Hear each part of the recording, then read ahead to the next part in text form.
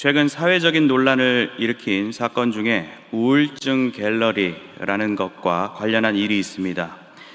이 온라인에는 커뮤니티나 갤러리와 같은 이름의 게시판 공간 안에서 특정 주제와 또 관련된 그 정보나 자신의 의견 등을 공유하는 문화가 폭넓게 형성되어 있습니다.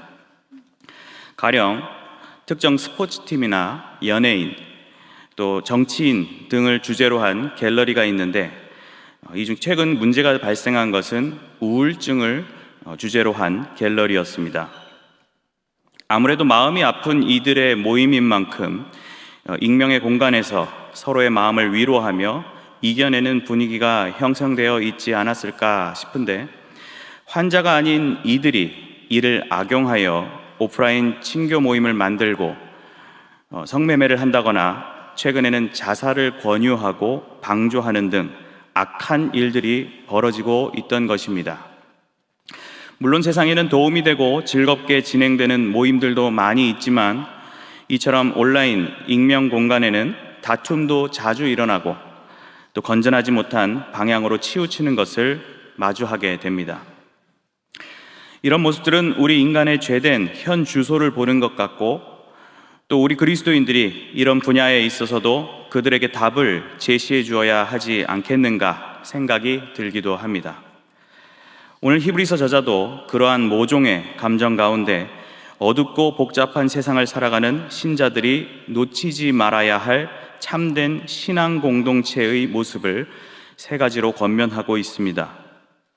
이 시간에는 본문의 교훈을 살펴보며 구원받은 경향인들이 세상의 조류 속에서도 놓치지 말아야 할 자세가 무엇인지 함께 상고해 보고자 합니다. 첫째로, 믿음으로 하나님께 나아가는 구원인의 모습을 잃지 말아야 합니다. 다 같이 본문 19절에서 22절까지 합독하겠습니다. 그러므로 형제들아, 우리가 예수의 피를 힘입어 성소에 들어갈 담력을 얻었나니 그 길은 우리를 위하여 휘장 가운데로 열어놓으신 새로운 살 길이요, 휘장은 곧 그의 육체니라. 또 하나님의 집 다스리는 큰 제사장이 계심에 우리가 마음의 뿌림을 받아 악한 양심으로부터 벗어나고 몸은 맑은 물로 씻음을 받았으니 참 마음과 온전한 믿음으로 하나님께 나아가자. 아멘. 히브리서는 예수 그리스도의 우월하심과 그를 믿는 신자들의 바람직한 삶을 제시하는 서신입니다. 특히 5장 1절부터 오늘 본문 앞 10장 18절까지 멜기세덱의 반차를 따르는 제사장으로서 더 좋은 새 언약의 중보자가 되심을 전합니다. 그런 교훈의 대서사를 정리하는 그러므로란 접속사가 오늘 본문의 시작과 함께 등장합니다. 그러면서 저자는 형제들아 라고 이 수신자들을 호출하는데, 이 히브리서의 수신자는 유대교 출신 그리스도인들입니다. 이 중 일부는 인간의 죄 문제에 대한 해결책을 찾지 못한 채 다시 유대교로 돌아가려는 경우도 있었던 것으로 보입니다. 이렇게 신앙적 구심점을 잃은 이들을 향하여 히브리서 저자는 형제라고 불렀으며, 이어서 곧장 우리가 라고 말을 이어가며 유대감을 강하게 표출을 하고 있음을 느낄 수 있습니다. 그리고 이어서 꺼낸 첫 단어는 바로 예수의 피였습니다. 그 피로 인하여 성소에 들어갈 담력을 얻게 되었음을 우리에게 전합니다. 아무래도 예수 그리스도에 대한 믿음과 이해가 부족한 유대교 출신 교인들에게는 예수 그리스도의 보혈의 효력을 배우고 느끼고 누리는 것이 그 본래의 가치보다 못 미치는 수준이었을 것입니다. 담력이란 사람이 하나님과 새로운 관계를 맺으며 얻는 자유로서의 담대함을 뜻하는데, 신약 성경에서 일반적으로 등장하는 단어입니다. 성소에 들어가는 것은 하나님의 존전으로 나아가는 것을 나타내는데, 사실 죄인인 우리로서는 그것이 죽음을 각오한 일이라 할 수 있습니다. 그렇기 때문에 담대함이라는 개념이 쓰인 것입니다. 정리해보면 예수 그리스도의 보혈을 통하여 보잘것없는 우리가 하나님 앞으로 나아가는 엄청난 기회와 담대함을 얻게 된 것입니다. 21절에서 이러한 사실은 휘장으로 비유되는데, 이 휘장은 구약의 성소와 지성소를 구분하는 막으로 하나님께 나아가는 것을 제한하는 기능을 가집니다.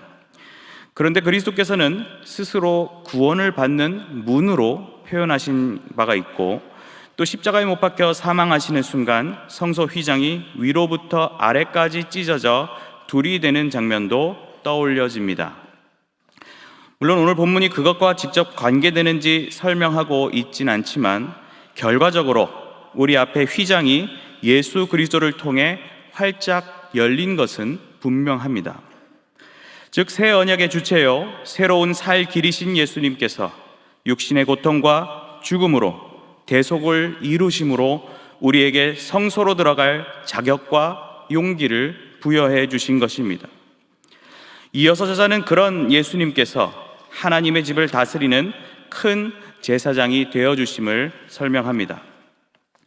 단순히 하나님께 나아갈 수 있는 담력을 주신 든든한 능력자요 관문이 되신 것뿐만 아니라 하나님의 집을 다스리는 큰 제사장으로서 친히 그곳에 계심으로 우리의 대표자로서 하나님께 간구하는 동시에 우리에겐 성령을 보내주시는 중보 사역을 지금도 이어가십니다.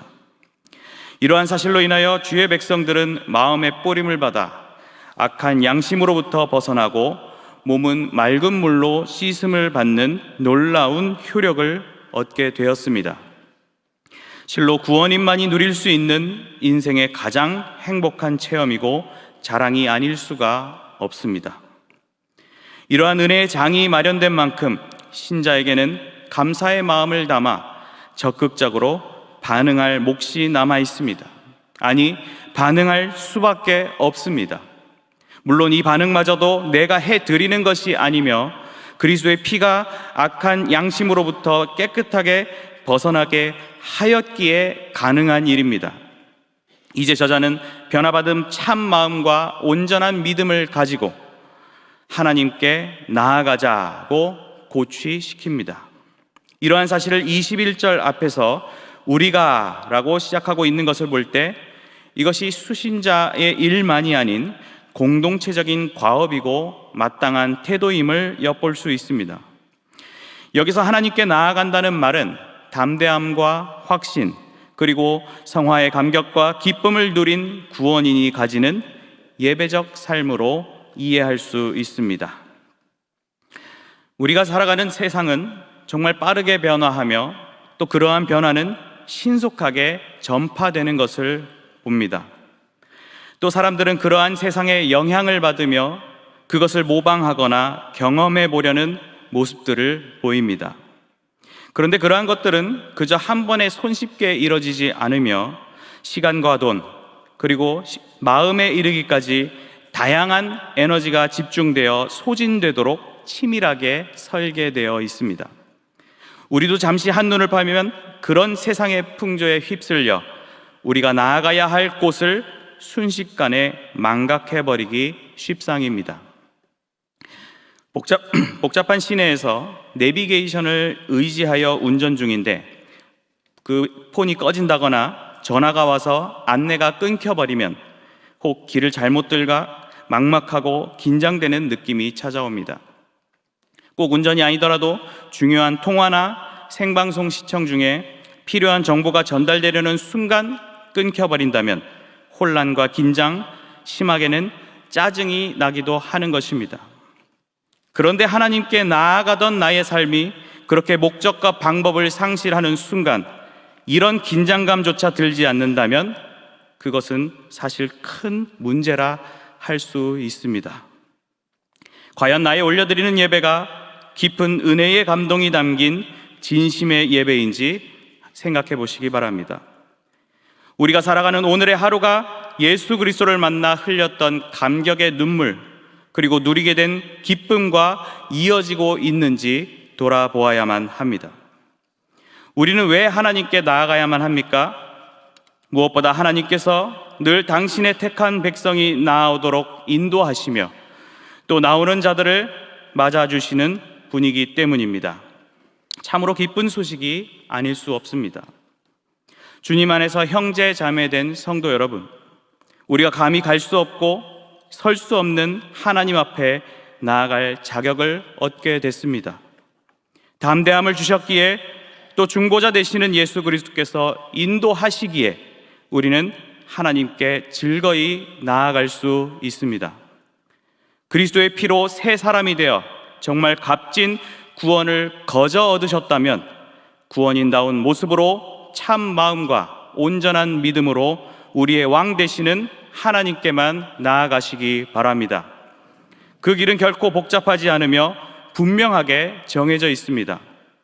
다만 그것을 방해하기 위해 사탄은 계략을 세우고 곳곳에서 우리를 유혹하며 공격합니다. 그런 상황에도 우리는 하나님을 바라보며 우리를 위하여 휘장 가운데로 열어놓으신 새로운 살 길로 뚜벅뚜벅 걸어나가면 됩니다. 그 시작이자 원동력은 바로 믿음입니다.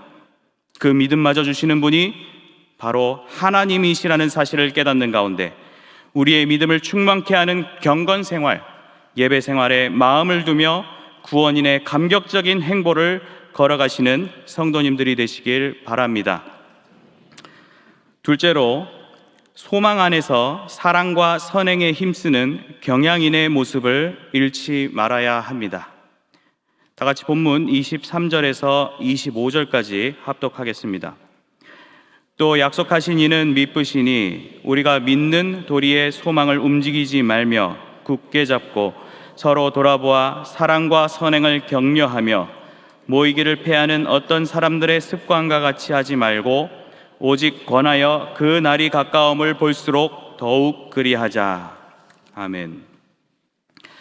이제 저자는 하나님께 나아가자는 첫 권면에 이어 두 번째 권면으로 이어갑니다.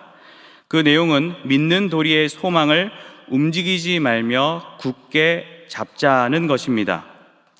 믿는 도리가 무엇입니까?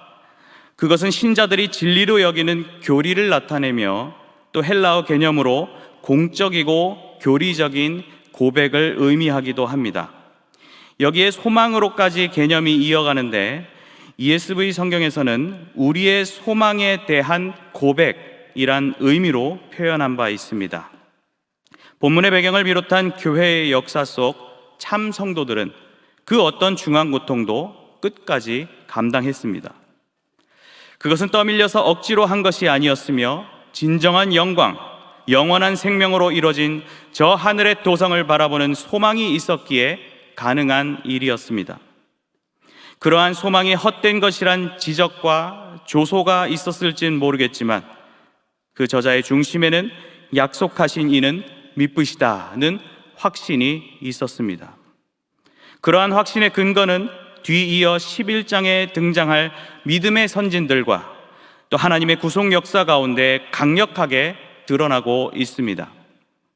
그렇기에 저자는 그냥 단순히 잡는 것이 아니라 움직이지 말며 굳게 잡으라고 강조로서 표현한 것입니다.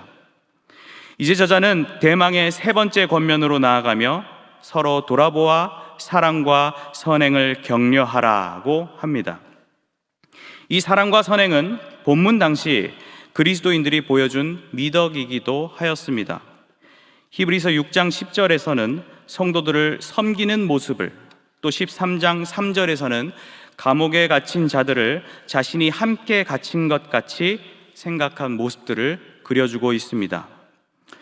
미국의 저명한 설교가인 리처드 필립스는 이 부분을 두고 다른 신자의 일에 왕성한 관심을 가지라는 명령으로 보았고, 경건한 삶에 있어 서로를 자극하는 방법을 연구하고 실행해야 한다고 설명합니다. 그런데 이어지는 25절에서는 어떤 사람들의 습관을 소개하는데 그들은 모이기를 패한다고 하였습니다. 이런 모습과 같이 하지 말라는 것인데 그리스도인들에게 있어서 모이기를 힘쓰는 것이 중요한 요소임을 알게 합니다. 무엇보다 모이기를 힘쓴다는 것은 앞선 개념, 곧 사랑과 선행을 격려하는 그런 선한 자극을 이루기 위한 가장 효과적인 방법이라 할 수 있습니다. 모이지 않으면 돌아볼 수 없을 뿐만 아니라 사랑과 선행이 드러날 리가 없기 때문입니다. 모이기를 피하려고 한 이들이 누구인지 구체적으로 제시하고 있지는 않지만 이런 모습은 교회가 지향해야 할 모습과 거리가 먼 것은 분명합니다. 어떤 이는 다른 신자들과 만나기를 거부하는 것이 기독교 믿음을 거부하는 배도이며 이는 그리스도를 등지는 것을 의미한다고까지 설명하는데 그리스도의 몸된 교회로서 생각해 볼 때 틀린 말은 아닐 것입니다. 여기서 모이다는 표현은 1차적으로는 예배를 가리킬 것이며 후차적으로는 교회 내 다양한 모임들을 가리킬 것입니다. 서로를 돌아볼 수 있고 사랑과 선행을 격려할 수 있는 그런 모임 말입니다. 저자는 바로 그런 좋은 모임들을 오직 권하여 그날이 가까움을 볼수록 더욱 그러하자고 설명합니다. 먼저 권한다는 표현은 모이는 일에 각자가 적극적으로 임하고 타인과 나누며 이끌어주는 역동적인 모습을 그려볼 수 있고 또 그날이 가까워 온다는 것은 종말의 때가 도래한다는 것으로 그런 모임의 시급성과 책임감을 부여합니다. 만약 여러분에게 신앙적인 것을 제외하고 소망이 되는 것을 꼽아보라면 무엇이 먼저 떠오르십니까? 소망을 찾을 수 없는 절망의 삶을 사는 이들도 있겠지만 그나마 떠오르는 몇 가지 것들이 진짜 소망인지 신중히 추려본다면 아마도 그것은 일시적이거나 가질 수 없는 허망한 일일 것입니다. 소망적인 것인지는 몰라도 그것을 참 소망, 요새 말로 찐 소망이라고 하기에는 아마도 소박한 것이 아닐까 생각해 봅니다. 하지만 우리가 앞서 생각한 바른 믿음을 소유한다면 우리는 진정한 소망의 삶으로 이어지게 됩니다. 만약 우리가 믿고 고백하는 것에 확실한 소망이 없고 또 우리에게 별다른 영향을 주지 못한다면 우리의 믿음은 의미를 잃어갈 것이고 그 신앙생활은 무너지고 말 것입니다. 잠언 10장 28절에 의인의 소망은 즐거움을 이루어도 악인의 소망은 끊어진다는 말씀처럼 우리가 소망을 잘 소유한다면 세상 그 누구도 누리지 못할 행복한 삶을 영위할 것입니다. 물론 이 소망 역시 소망 그 자체이신 하나님께서 베푸시는 것이기에 우리는 하나님을 의지하며 흔들리지 않는 모습으로 그 소망을 굳게 붙들어야 합니다. 그리고 우리는 서로 돌아보는 공동체의 신앙으로 꽃을 피워야 합니다. 그것이 하나님이 받으실 예배의 마땅한 모습인 동시에 완성적인 모습일 것입니다. 지금 우리 시대는 모이기를 패하는 어떤 사람들 정도가 아니라 모이기를 패하는 문화 또는 풍조가 우리를 둘러싸고 있습니다. 소통의 장은 온라인이라는 가상 공간으로 옮겨졌고 이웃과의 관계는 단절되었으며 내가 중심이고 나의 생각이 판단의 절대 기준이 되는 개인주의의 시대를 살아가고 있습니다. 나아가 이러한 흐름은 가정마저도 이루지 않겠다는 1인 가구 시대를 열었고 마트에서 1인용 식재료를 파는 것이나 혼밥 문화 등은 이제 자연스러운 풍토로 자리 잡았습니다. 뿐만 아니라 사회의 각종 질서는 무너진 채 대립과 갈등의 구도로 좀처럼 좁혀지지 않는 부조화의 시대를 살아가고 있습니다. 이러한 세상의 정서 그리고 삶의 양식들은 교회의 한 지체로 살아가려는 우리의 모습을 굉장히 소모적인 것으로 여깁니다. 그럼에도 불구하고 우리가 모이기에 힘쓰며 서로를 격려하고 돌아보고 사랑과 선행을 격려하여야 하는 이유가 무엇이겠습니까? 무엇보다 그것이 바로 신자의 모습이기 때문입니다. 주님의 은혜를 제대로 입은 자라면 또 하나님의 뜻을 바르게 이해한 자라면 그것을 자랑하고 싶고 나누고 싶고 함께 드리고 싶은 본능 혹은 습관을 드러냅니다. 하나님은 우리를 그렇게 지으셨고 그렇게 하기를 원하십니다. 거기에 본문의 말씀처럼 제대로 된 종말관을 깨닫는 신자라면 그러한 태도는 더욱 다급해지고 강력해집니다. 로마서 3장의 표현과 같이 밤이 깊고 낮이 가까웠으니 그러므로 우리는 어둠의 일을 벗고 빛의 갑옷을 입어야만 합니다. 또 야고보서 5장에서 형제들아 서로 원망하지 말라 그리하여야 심판을 면하리라 보라 심판주가 문 앞에 서 계시니라는 말씀처럼 늘 깨어서 사랑과 선행을 격려하는 현재의 삶에 충실함을 보여야 합니다.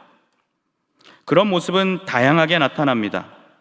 교회의 공예배는 물론 다양한 모임에 이러한 태도가 묻어날 때 그 모임은 좋은 모임으로 거듭날 것이며 임하는 참여자들은 물리적인 참여만으로 그치는 것이 아니라 소망적 가치를 잘 담아낸 유익한 모임이 되도록 잘 꾸려가야 합니다. 새신자나 아직 마음이 온전히 열지 못한 성도들 또는 병환 등으로 고통받는 이들을 돌아보고 예수님의 마음으로 위로하며 함께 주님께로 나아가기 위한 사랑과 격려를 아끼지 않는다면 그 모임은 세상 어느 모임 부럽지 않은 영적 가족과 같이 될 것입니다. 이웃이 사촌보다 낫다는 속담도 있지만 교회의 식솔은 이웃보다 더 소중한 사람들이 아니겠습니까?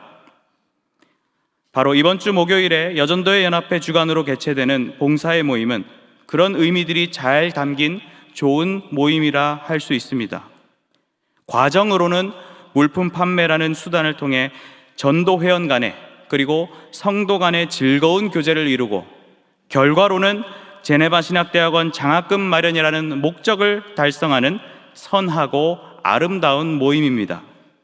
이 귀한 시간을 나의 중요 일정으로 여기고 가능한 대로 참석하시어 더욱 풍성하고 신이 나는 모임으로 만들어가야 하지 않겠습니까? 우리가 종종 무슨 모임을 추진하거나 할 때 언제 우리가 이렇게 해보겠나, 건강이 허락될 때 하는 게 어디냐고 결단을 촉구하곤 합니다. 전능하신 하나님을 나의 구주요 아버지라 고백하며 사는 신자라면 그 허락된 유한한 인생길 가운데 주의 일을 위한 모임에 할 수 있는 대로 열정을 쏟아봐야 하지 않겠습니까? 세상과는 다른 태도와 방법으로 더욱 모이기에 힘쓰며 더욱 돌아보고 격려하는 삶에 동참하시기 바랍니다. 물론 그렇다고 이러한 겉면에 너무 부담을 크게 가지거나 과하게 느껴질 정도로 주변을 돌아보시진 않으셔도 됩니다. 지난 희년주일 특별 영상 중 한 은퇴 장로님께서 그저 복음 전도자 곁에 할 일이 없어도 그냥 옆에만 있어도 교회가 받을 복에 같이 동참하는 것이다 하고 고백하신 것처럼 자리를 지켜주시는 것만으로도 이미 큰 역할이요 복된 편에 선 일임을 기억해 주시기 바랍니다. 우리는 구원인이란 근본적인 이름을 받은 동시에 경양인이란 특별한 이름을 부여받았습니다. 이러한 이름을 더욱 빛나게 하는 것은 우리 스스로에게 달려 있음을 기억하는 가운데 이 교회 공동체에서 이뤄지는 성도의 교제에 마음을 활짝 열어 경양인의 역동적인 행보를 걸어가시는 성도님들이 되시기를 바랍니다. 사랑하는 성도 여러분, 그리고 오늘 밤 헌신하며 또 봉사의 모임을 준비하는 여전도의 회원 여러분, 놀랍게도 우리는 예수님의 피로 구원 얻은 자녀가 되어 하나님께로 나아갈 수 있는 자격과 담대함을 얻었습니다. 그렇게 새 사람이 된 우리는 참 마음과 온전한 믿음으로 하나님께 나아갑니다. 그리고 믿음으로 얻은 소망을 품고 서로를 돌아보며 사랑과 선행을 격려하는 신앙 공동체를 계속적으로 이뤄가야 함을 말씀을 통해 생각해 보았습니다. 올해는 예배와 모임의 정상화를 이루어 희년의 기쁨과 의미를 갑절로 더한 해이기에 오늘 본문이 우리에게 더욱 특별하게 와닿는 것 같습니다. 지난 3년간 온라인이라는 수단을 활용하면서까지 멈추지 않고 진행해온 봉사의 모임이 이제 완전한 기존 형태로 준비 중에 있습니다. 비록 어려운 환경이었음에도 오히려 더 힘있게 후원을 이어왔던 여전도회의 잔치가 이제 그 이름에 걸맞게 대면하여 모이는 모임으로서 개최됩니다. 여전도회 회원만이 아닌 모든 경향의 성도님들도 찾아주셔서 제네바 신학대학원을 돕기 위한 충동 구매도 해주시고 즐거움을 만끽하여 성도의 아름다운 교제를 누리시기 바랍니다. 그리하여 구원인 경향인의 좋은 향기를 우리 주변의 영혼들과 세상을 향해 자신 있게 뿜어내는 성도님들이 되시길 주님의 이름으로 간절히 축원합니다.